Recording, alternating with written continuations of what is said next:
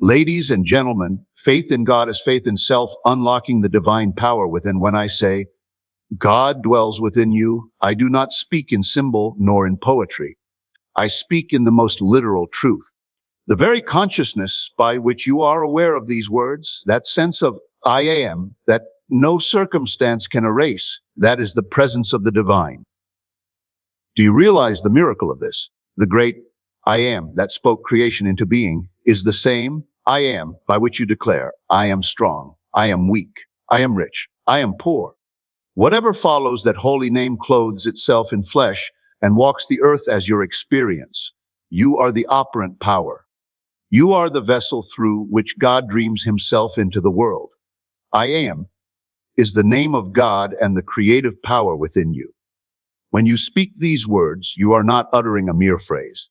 You are calling upon the very essence of being itself, the source of all creation, the eternal presence that has no beginning and no end.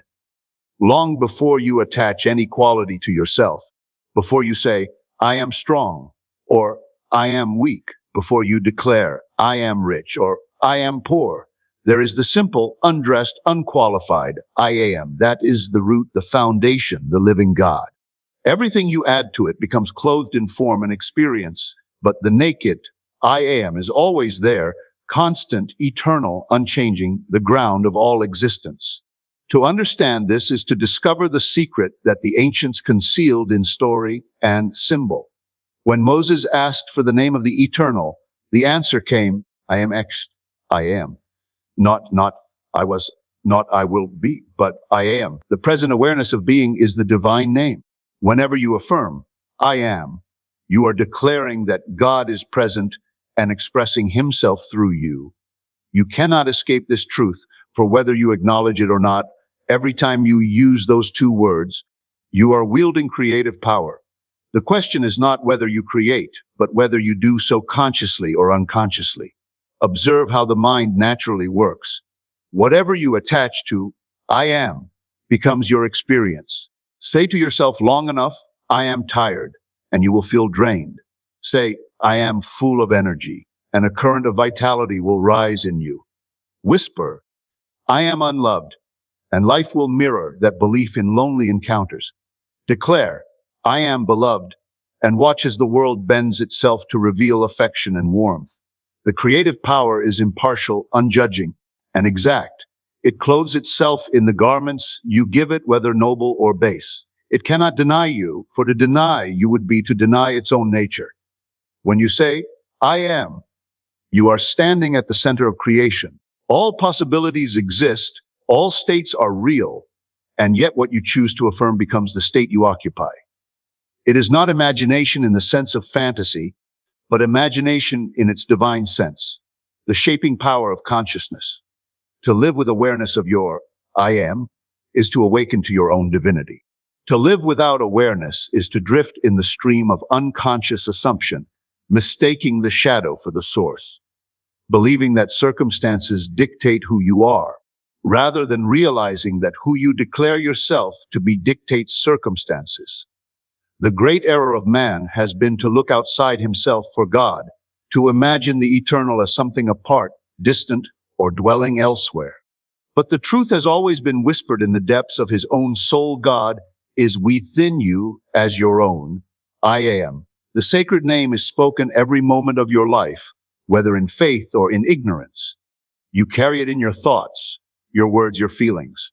Every time you think, I am, you are invoking God, and the state you join to that invocation becomes flesh in your world. This is the holy creative act, happening not once at the dawn of time, but eternally, here and now, through you. To awaken to this is to take responsibility for your inner speech, for your quiet assumptions, for the unseen declarations you make when no one is listening. It is to understand that the power you have long attributed to a far-off deity has been yours from the beginning, hidden in plain sight in the words you use most often. You cannot stop using I am, but you can learn to use it with intention. You can choose to say within yourself, I am free, I am secure, I am radiant, I am whole, and persist until these invisible truths take form. For the law is unchanging as within, so without as above, so below, as I am, so it becomes. Faith is assuming the feeling of the wish fulfilled, not hoping or pleading. To hope is to place what you desire somewhere in the uncertain future, always just beyond reach, always postponed.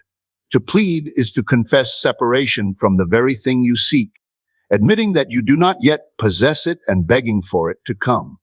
But true faith is something altogether different. It is the conscious act of stepping into the state of the desired outcome now, wearing it inwardly as though it were already true, feeling the reality of it so vividly that the outer world must eventually conform.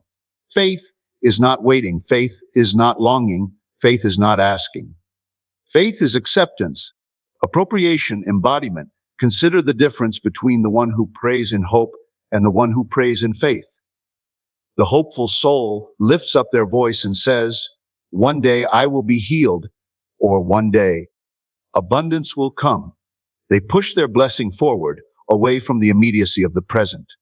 The pleading soul cries out, "Please, grant me relief," while at the same time affirming the very absence of relief. Both states prolong the condition they wish to escape. But the faithful one, the one who understands the law of consciousness, turns inward and quietly says, "I am already whole. I am already supplied. I am already free." And in that inward assumption, a seed is planted in the fertile ground of being itself. That seed will gestate and bring forth fruit in its own appointed season, for it is nourished not by outer effort, but by inner conviction. Faith works not by striving, but by resting in the feeling of accomplishment. You close your eyes and enter into the state desired. You feel the warmth of the victory already won, the relief of the burden already lifted, the joy of the blessing already received.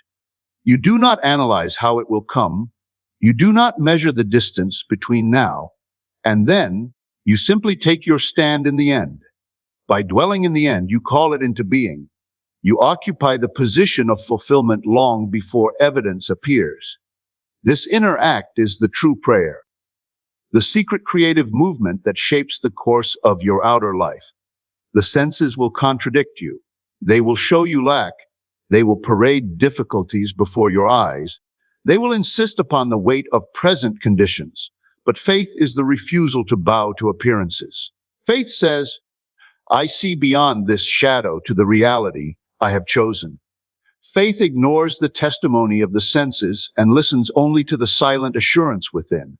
When you persist in this inner stance, the outer world, being nothing more than a mirror of your inner state, must eventually reflect the change. Think of the actor who rehearses his role, though offstage, though not yet before the audience. He puts on the character. He speaks the lines, he feels the emotions, he practices the gestures. Inwardly, he becomes the role before the curtain rises. In the same way, you take on the character of your fulfilled desire in the theater of imagination. You feel it real, not as something you will one day attain, but as something you already are. By this rehearsal in consciousness, you impress the truth upon yourself, and life itself becomes the stage upon which your assumption plays out. This is why faith is so often misunderstood. People think of it as belief in the unseen, but belief alone is too abstract. True faith is not merely believing that something will happen. It is the inner knowing that it already has happened in the unseen realm of consciousness. You claim it now, you wear it now, you feel it now. You let that feeling be your dwelling place, your home, your secret sanctuary. And though the world may laugh, though logic may protest, though time may appear to stretch endlessly, the seed of assumption is already alive within you, and in its own mysterious way, it will bring forth the harvest. The outer world mirrors the inner state you have accepted as true. Everything you see, everything you touch, every circumstance you call real, is but a reflection of the invisible currents of consciousness moving within you. Life is not happening to you from the outside in, it is flowing from the inside out.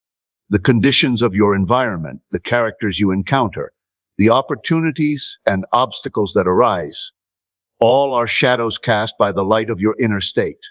To the one who does not know this, the world appears hostile, random, or at best indifferent.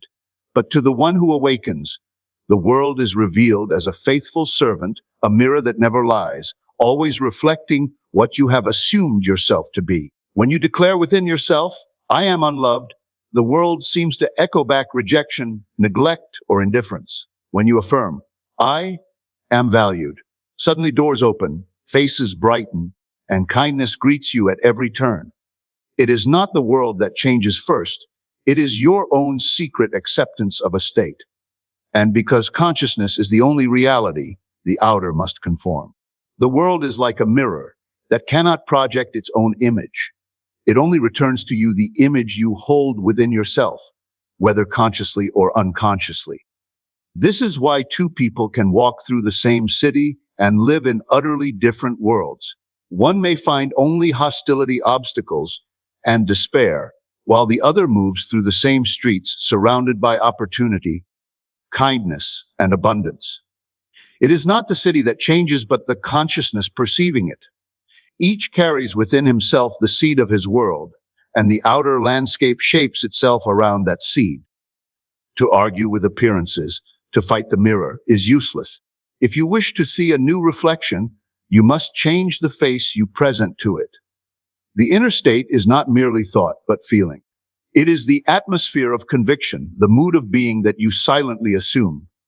You may tell yourself with words, "I am successful." Yet if inwardly you feel small, insecure, or doubtful, that inner state will dominate. The outer world listens not to the chatter of the tongue, but to the vibration of the heart. It reflects the deep feeling you have accepted as your reality. This is why it is said, "As within, so without."